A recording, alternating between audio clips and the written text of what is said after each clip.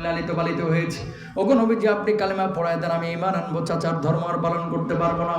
সঙ্গে সঙ্গে আল্লাহর নবী কালেমা পড়ায় দিলেন, ঈমান তিনি আনলেন। চাচার কাছে শীতের এরকম মাঝরাতে ফিরে গেলেন, যাওয়ার পরে বললেন, চাচা আল্লাহর নবীর প্রতি ঈমান এনেছে, আল্লাহর প্রতি ঈমান এনেছে, আপনি রাগ করেন না, আপনার ধর্ম আর পালন করতে পারবো না, মূর্তি পূজা আর করতে পারবো না।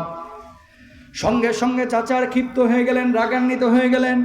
এত বড় সাহস, তুই ঈমান এনেছিস মুহাম্মদ সাল্লাল্লাহু আলাইহি ওয়াসাল্লামের উপরে, এই মুহূর্তে তুই আমার বাড়ি ছাড়বে, সম্পদ ছাড়বে, খামারের রোডগুলো ছাড়বে, অথবা ঈমান ছাড়বে।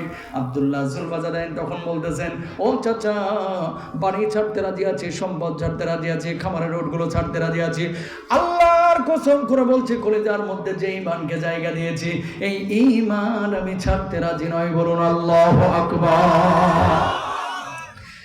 চাচার মনে মায়া জন্মাইল না। এই মুহূর্তে বাইর হয়ে যা, বাড়ি ঘর সব কেড়ে নিল। যখন বের হয়ে যাচ্ছেন, পরনের যে জামা কাপড়টা ছিল, এই ভাতিজা জামা কাপড়টা খুলে দিয়ে যাবি।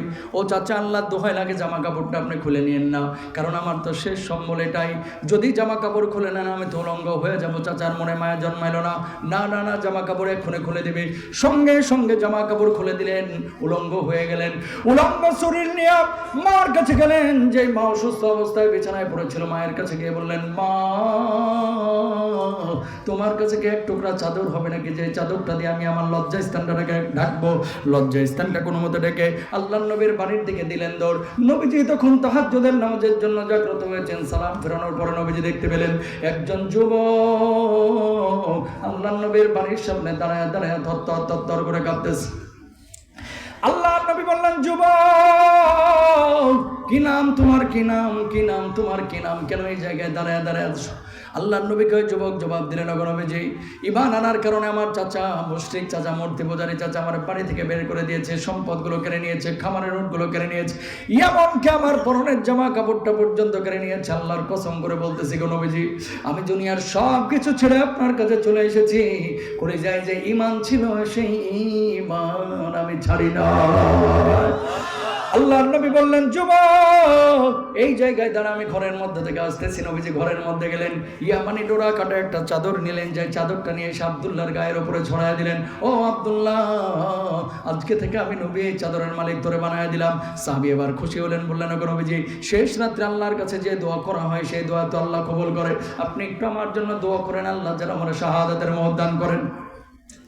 নবীজি এবার হাত তুললেন, বললেন, আল্লাহ আমার আব্দুল্লাহ ঈমানের কারণে দুনিয়ার সব কিছু ছেড়ে আমার কাছে এসেছে, আব্দুল্লাহকে শাহাদাতের মহৎ দান করো, আব্দুল্লাহর রক্ত কাফের বেঈমানদের জন্য হারাম করে দিও। সাহাবী আবার বললেন, ওগো নবীজি আমি শহীদ হইতে চাইলাম, কিন্তু কাফের আপনি আমার রক্ত কাফের বেঈমানদের জন্য কেন হারাম করলেন?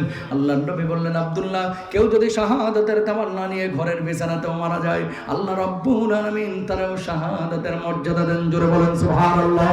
কয়েকদিন পরে তাবুকের যুদ্ধের ডাক পড়েছে, সব সাহাবীদের সঙ্গে সাহাবীও গিয়েছেন জিহাদের ময়দানে। 750 কিলোমিটার পথ হেঁটে গিয়েছেন, উটের পিঠে চড়েছেন, কখনো ঘোড়ার পিঠে। প্রচন্ড জ্বরে আক্রান্ত হয়ে গেলেন জিহাদের আগেই। জ্বরে আক্রান্ত হয়ে দুনিয়া থেকে বিদায় নিয়ে চলে গেলেন। মাগরিবের নামাজের পরে আবু বকর তার লাশটাকে গোসল দিচ্ছেন। নবীজি তখনও জানেন না আমার আব্দুল্লাহ দুনিয়ায় নাই। নবীজি ওই দিক দিয়ে হেঁটে যাচ্ছেন, আবু বকর কার লাশ গোসল দিচ্ছে গো আবু বকর। আবু বকর জবাব দিলেন, ওগো নবীজি আপনার সাহাবী আব্দুল্লাহ দুনিয়া থেকে বিদায় নিয়ে চলে গেছে। নবীজি বললেন, ও আবু বকর কেন আগে বলো নাই, কেন আগে বলো নাই?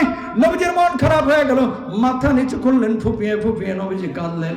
কতক্ষণ পরে মাথা উঠিয়ে বলছেন, আবু বকর লাশ গোসল দিচ্ছে, বলো কথা, খবরদার তার জানাজার নামাজ পড়াইবে না।